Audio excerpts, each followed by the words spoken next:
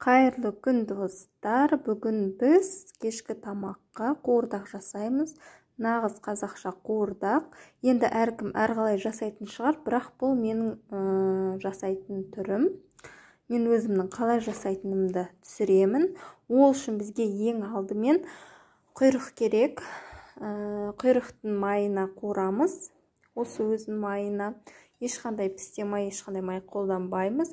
Одан кейін міне қойдың еті, яғни бұл жерде қабырға және әртүрлі еттері. Одан кейін бізге мынау жүрек пенен бүйрек, мынау бауырды ең соңында пісуіне 5-10 минут қалғанда саламыз.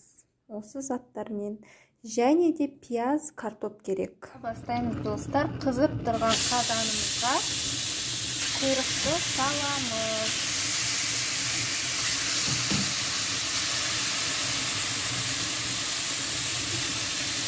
Сосын әбден майы шыққанша қуырамыз.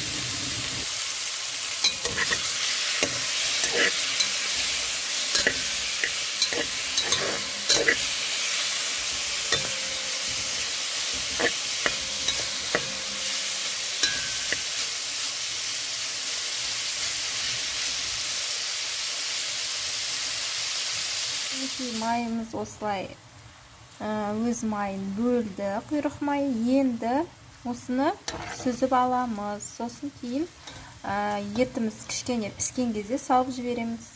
Біздің сүзіп алған құйрығымыз өзінің майын бөліп шұжық болып тұр. Осыны қазір етіміз кішкене қуырылғаннан кейін қайтадан қуырдаққа салып жібереміз. Өте дәмді болады.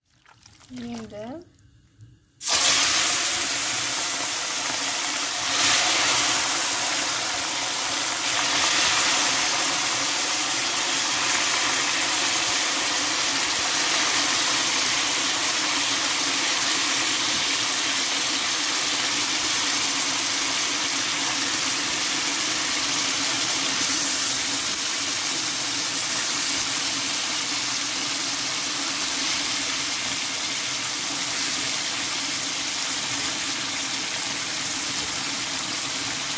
біраз қуырылды. Енді жүрек пенен бүйректі салдым және мынау жаңағы қуырылған шұжығымызды салдым.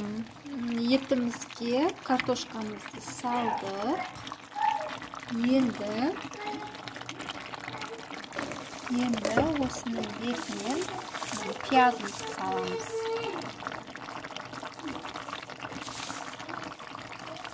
Осылай етін жауып қоямыз. Біздің қуырдақ пісіп қалды, уже пісті. Енді бауырды саламыз. 10 минут пісіріп, одан кейін жібереміз. Бауырды одан ерте салсақ, қатты болып қалады. Сондықтан пісуіне 10 минут қалғанда саламыз. Сол кезде бауыр жұмсақ болып шығады.